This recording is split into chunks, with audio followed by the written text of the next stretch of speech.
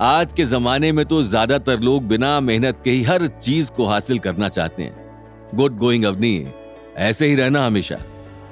कुछ ही मिनट में गाड़ी प्रेम एंड सन्स कंस्ट्रक्शन कंपनी के सामने रुकी और यशवंत माथुर ने कहा, अवनी तुम्हारी डेस्टिनेशन आ गई, जाओ और do your best, my blessings are with you. Yashwant Mathur का शुक्रिया अदा करते हुए अवनी ने कहा, थैंक्स यशवंत जी, आपकी ब्लेसिंग्स के लिए भी और टाइम पर मुझे यहाँ ऑफिस पहुँचाने के लिए भी। मैं आपका ये एहसान कभी नहीं भूलूंगी। गौतम ने भी यशवंत माथुर को शुक्रिया किया। धन्यवाद यशवंत जी, अब हम अंदर चलते हैं। वो अंदर जा ही रहे थे कि तभी यशवंत ने बोला, गौतम मैं तुम दोनों के लिए यहीं बाहर वेट करता हूं। जब भी इंटरव्यू पूरा हो जाए मुझे कॉल कर देना, मैं तुम्हें तुम्हारे घर तक छोड़ दूंगा। गौतम कुछ कहता, इससे पहले ही अवनी ने बोला, गौतम मुझे देर हो रही है, सिर्फ 10 मिनट बचे। मैं जरा अंदर जाकर रिसेप्शन पर इंटरव्यू का पूछती हूँ, तुम जल्दी आ जाओ। ऐसा कहकर अवनी ऑफिस की ओर चल पड़ी। गौतम ने यशवंत को मना करते हुए बोला, नहीं यशवंत जी, आपने हमारे लिए इतना किया है वह काफी है। घर हम लोग अपने आप पहुंच जाएंगे, उसके लिए आपको परेशान होने की जरूरत नहीं है। आपके भी अपने काम होंगे, आप वो निपटा लीजिए, फिर मुलाकात होगी। ये बोलकर गौतम अवनी के पीछे जाने ही लगा था कि तभी यशवंत माथुर अपनी गाड़ी से उतर गया और उसने गौतम से कहा, नहीं गौतम, मैं जेन्युइनली बोल रहा हूं, मैं तुम्हारे लिए यहीं वेट करता हूं, तुम आ जाओ, फिर हम कुछ बात कर लेते हैं। मुझे तुमसे कुछ इंपॉर्टेंट डिस्कस भी करना है। गौतम ने देखा कि अवनी अंदर चली गई है, इसलिए अब वो मैटर संभाल सकता है और अभी इंटरव्यू शुरू होने में भी 10 मिनट का टाइम था। इसलिए गौतम ने यशवंत माथुर के माथे की लकीरें और उसके चेहरे के हाव भाव देखकर कहा, क्या आपको मुझसे अपने बिजनेस से रिलेटेड प्रॉब्लम के बारे में बात करनी है? यशवंत जानता तो था ही कि गौतम एक काबिल इंसान है, लेकिन उसे यह नहीं पता था कि वो उसका चेहरा पढ़ के एकदम एक्यूरेट एनालिसिस भी कर सकता है। बिल्कुल सही कह रहे हो गौतम, तुमने कैसे पहचाना? क्या तुम फेस रीडिंग में एक्सपर्ट हो? यशवंत माथुर ने हैरान होते हुए पूछा। गौतम ने जवाब दिया और बोला, अरे वो सब छोड़िए यशवंत जी, मैं पढ़ पा रहा हूँ कि एक क्लाइंट है जिसके पीछे आप बहुत टाइम से पड़े हैं, है ना? यही बात है ना? और आपकी डील क्रैक नहीं हो पा रही है।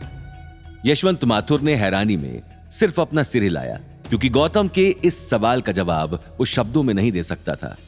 वो गौतम के सवाल से चकाचौंध रह गया था।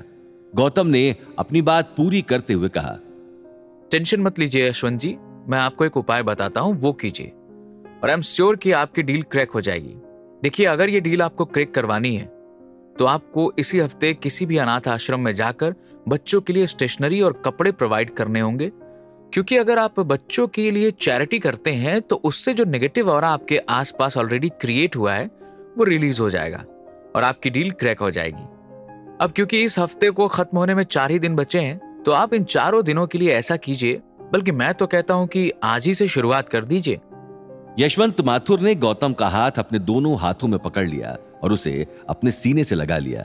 उसकी आंखों में आंसू थे। वो बोला, गौतम, अगर जो तुमने कहा है वो करने के बाद मेरी डील क्रैक हो गई तो मैं जिंदगी भर तुम्हारा गुलाम बन के भी रहूं तो मुझे कोई दिक्कत नहीं है। गौतम ने यशवंत से हाथ मिलाते हुए कहा, इट्स माई प्लेजर यशवंत जी, आपने मेरे लिए कुछ कम नहीं किया है। हम एक दूसरे के काम आ सकें, इससे बेहतर बात और क्या हो सकती है। चलिए आज से ही अपना काम शुरू कीजिए, फिर मिलते हैं हम लोग जल्द ही। और मुझे यकीन है अब जब अगली बार आप मिलेंगे तो पॉजिटिव रिजल्ट्स ही बताएंगे। All the best. इस तरह गौतम ने अपने और यशवंत माथुर के बीच की बात अच्छे नोट पर खत्म की। इसके बाद यशवंत माथुर वहां से चला गया। गौतम रिसेप्शन पर गया, लेकिन अवनी वहां कहीं दिखाई नहीं दे रही थी। इस वक्त अवनी इंटरव्यू देने के लिए अंदर चली गई थी। उस रूम में बहुत सारे इंटरव्यूअर्स मौजूद थे। गौतम अपने फोन में अपनी कुछ पुरानी पिक्चर्स देख रहा था कि तभी उसे पीछे से एक मर्दाना आवाज सुनाई दी, गौतम, ये तुम ही हो ना? जैसे ही गौतम ने पीछे मुड़कर देखा तो उसे पता चला कि ये तो उसके कॉलेज के दिनों का दोस्त रंजन है। गौतम ने बोला, माय गॉड यार रंजन, तुम यहाँ? What a pleasant surprise. लेकिन ये क्या, गंजे हो गए हो? रंजन ने हंसते हुए गौतम से हाथ मिलाया और उसके गले लगा और उसने बोला, अरे यार, गंजा क्या होना है, बस समझ लो नौकरी की टेंशन में ही सारे बाल चले गए। कैसी टेंशन यार? गौतम ने रंजन से पूछा। रंजन गौतम को जवाब देते हुए बोला, अरे यार, यहाँ इस कंपनी में ही डिप्टी जनरल मैनेजर हूँ और यहाँ का वर्कलोड इतना ज्यादा है कि मैं उसे नहीं संभाल पा रहा। मेरी तो बस एक ही इच्छा है कि मैं ग्लोरियस कंस्ट्रक्शन कंपनी का हिस्सा बन जाऊं। मैंने वहां पर जाने की काफी कोशिश की लेकिन कुछ हो नहीं पाया। क्योंकि रंजन गौतम का कॉलेज का दोस्त था, इसलिए गौतम उसकी मदद करना चाहता था। तभी गौतम ने तुरंत अपना फोन निकाला और अभिनव को कॉल करके बोला कि वो उसके दोस्त रंजन के लिए ग्लोरियस कंस्ट्रक्शन कंपनी में बात करे। कुछ ही देर में अभिनव का कॉल आया, जिसने उसे बताया कि उसने सब कुछ फिक्स कर दिया है और अगले दिन रंजन ग्लोरियस कंस्ट्रक्शन कंपनी में जाकर सैलरी डिस्कस कर सकता है। रंजन खुशी के मारे वहीं झूमने लगा और उसने गौतम को गले लगाते हुए कहा, मुझे पता था तुम कोई आम आदमी नहीं हो, तुम सीक्रेटली एक राजकुमार हो ना, जो हम सबसे अपनी असलियत छुपा रहे हो। रंजन की बात सुनकर गौतम हैरान हो जाता है। क्या आगे की कहानी जानने के लिए देखिए अगला एपिसोड सिर्फ पॉकेट एफएम के यूट्यूब चैनल पर और रॉयल वारिस के सारे एपिसोड्स को सुनने के लिए डिस्क्रिप्शन में दी लिंक से डाउनलोड करें पॉकेट एफएम ऐप।